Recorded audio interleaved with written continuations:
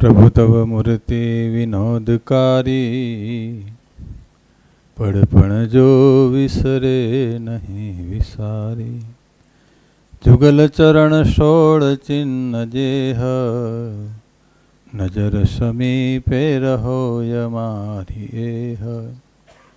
ઈષ્ટદેવ ભગવાન શ્રી સ્વામિનારાયણ નિજ મંદિરમાં બિરાજમાન, આપણે રોજનું દર્શનનું સુખ આપતા વાલાવાલા ઘનશ્યામ મહારાજ,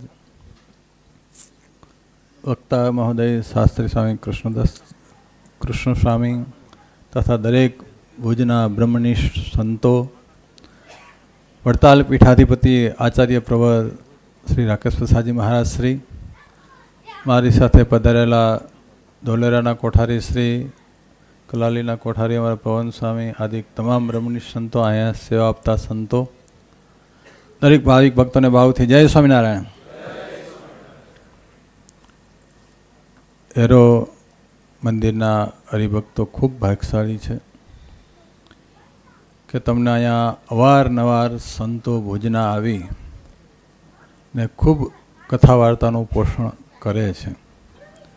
એને કારણે ભુજના હરિભક્તો દેશ વિદેશમાં ગમે ત્યાં કોઈ પણ જગ્યાએ ગયા હોય તો સ્વામીએ આગળ વાત કરી એમ બ્રહ્મનિષ્ઠ વડીલ સંતોના આશીર્વાદ લઈને આવ્યા અહીંયા, ને પાછા તમારી પાછળ આ સંતો તમારું પોષણ કરવા માટે જે વારે વારે પધારે છે, એના કારણે આ આખો જે બગીચો છે એ લીલો ઘેઘૂર છે.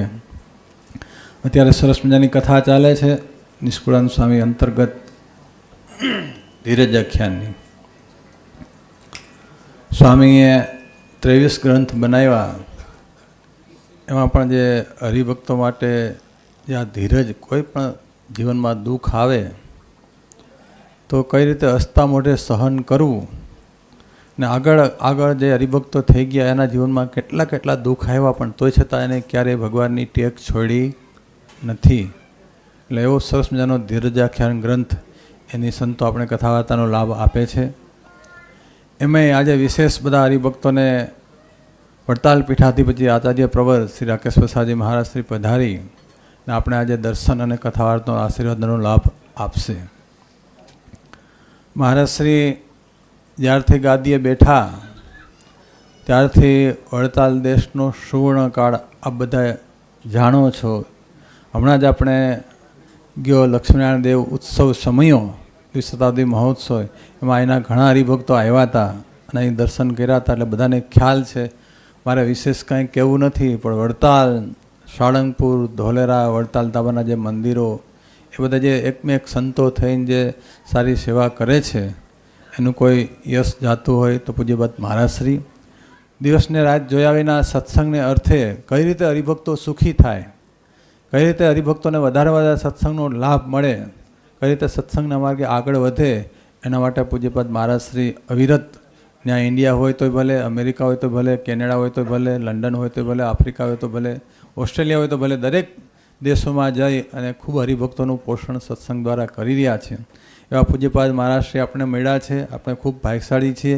એમાં હેવારો મંદિરના તો બહુ મોટા ભાગ્યશાળી છે. જ્યારે મહારાજશ્રી અહીંયા લંડન આવે ત્યારે દરેક વખતે અહીંયા સભા કરવા, આશીર્વાદ આપવા માટે મહારાજશ્રી પધારે છે. ના એના ટ્રસ્ટીઓનો ભાવ પણ બહુ બધા ભાવનાવાળા છે. જ્યારે વડતાલ દેશના કોઈ પણ સંતો આવે મહારાજશ્રીની આજ્ઞાપત્ર લઈ અને ખૂબ સારી રીતે સાચવે છે. એનો સત્સંગ પણ બહુ દિવ્ય છે.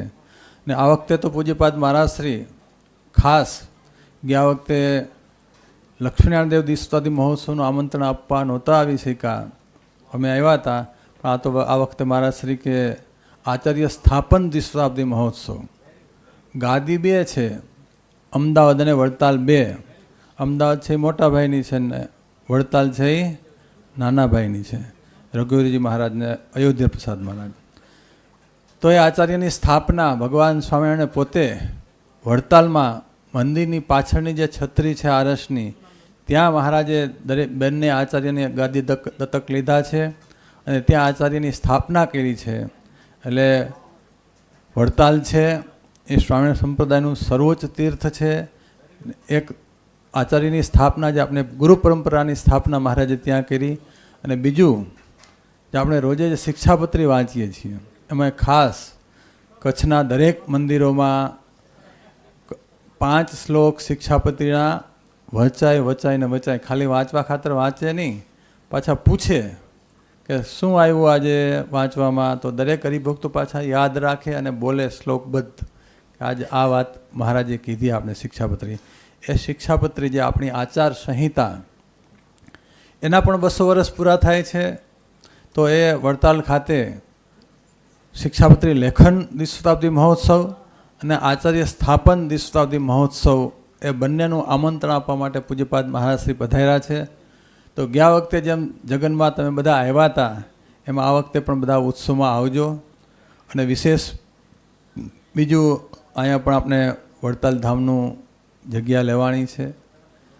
ત્યાર બાંધકામ 9000 સ્ક્વેર ફૂટ બાંધકામ છે. એમાં પણ આવતી સાલે ત્યાં મહારાજશ્રી પોતે પધારી અને એની પ્રતિષ્ઠા કરશે. એટલે વડતાલનું ડાયરેક્ટ અહીંયા લંડન ખાતે મંદિર થઈ રહ્યું છે. જો પહેલું છે વડતાલ દેશ એમ વિદેશમાં ઘણો પાછળ છે, પણ પાછળ છે તોય છતાં અત્યારે સંતોનાને મહારાજશ્રીના પ્રયત્ન કરી અને ઘણા હરિભક્તોને ભક્તિનું ભજનનું સુખ આવે એના માટે વડતાલનો સત્સંગ સચવાઈ રહીએ, વડતાલ દેશના હરિભક્તો સચવાઈ રહીએ એના માટે મહારાજશ્રીની ઘણા વર્ષોથી આ ઈચ્છા હતી. તો ગયા વર્ષે અમે આવ્યા હતા, હું અને મારા ચેરમેન સ્વામી બંને.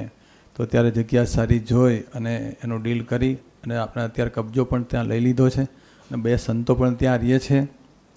તો એ નિમિત્તે પાછી હમણાં આપણે 3 દિવસની કથા છે, 25, 26 અને 27 સનાતન મંદિર વેમલીમાં કથા રાખેલી છે. મહારાજશ્રી પણ 3 દિવસ હાજરી આપવાના છે. તો એમાં પણ કથા વાર્તાનો લાભ બધા હરિભક્તો લેજો. આમાં પણ બધા હરિભક્તો, જોકે કચ્છના હરિભક્તોનું તો યોગદાન બહુ મોટું છે. કોઈ પણ તીર્થ સ્થાન હોય, શ્રાવણ ભગવાનનું પ્રસાદીનું સ્થાન, તો કચ્છના હરિભક્તો દરેક જગ્યાએ પોતાની શક્તિથી બહાર તન મન ધનથી બધા હરિભક્તો સેવા કરતા હોય છે. જ્યારે ઇન્ડિયા આવે ત્યારે બધા હરિભક્તો પંચતિથિ કરવા, દરેક યાત્રા કરવા, સંતોને સાંખ્યોગી માવતાઓને સાથે લઈ અને બહુ હરિભક્તો દર્શન કરવા માટે આવતા હોય છે. તો કચ્છના હરિભક્તોમાં જૂના સંતોએ જે સંસ્કાર નાખ્યા છે, જે મૂળ સંપ્રદાય છે, જે મૂળ આપણા પ્રસાદીના સ્થાનો છે, એના માટે બધા સંતોને અને હરિભક્તોને ખૂબ ગૌરવ હોય છે.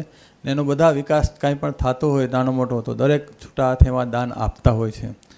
તો કચ્છના સંતો જે આગળ મહંત સ્વામી વાત કરી, પછી ઘનશ્યામ સ્વામી છે, મુરલી મનોહર સ્વામી છે, વડીલ સંતો એને બહુ સત્સંગની સેવા કરી છે ને એના આશીર્વાદથી બહુ હરિભક્તો સુખી થયા છે. અને ભુજના સંતો એ જૂની પરંપરા, જે બ્રહ્માનંદ સ્વામીની પરંપરા, એ સાચવી, એ જાળવી અને સત્સંગની સેવા કરે છે મહારાજની આજ્ઞા પ્રમાણે. એટલે એને કારણે આ સત્સંગ છે એ ભુજનો ખૂબ ફૂલો ને ફાયલો છે. બસ હરિકૃષ્ણ મહારાજ, લક્ષ્મીનારાયણ દેવ, નરનારાયણ દેવના ચરણોમાં પ્રાર્થના કરીએ કે વિશેષને વિશેષ આ સંતો દ્વારા તમને કથા વાર્તા ભજન સત્સંગનો લાભ મળે છે અને વિશેષને વિશેષ લાભ મળતો રહીએ એવી હરિકૃષ્ણ મહારાજના ચરણોમાં પ્રાર્થના. બધા ભક્તોને ભાવથી જય સ્વામિનારાયણ.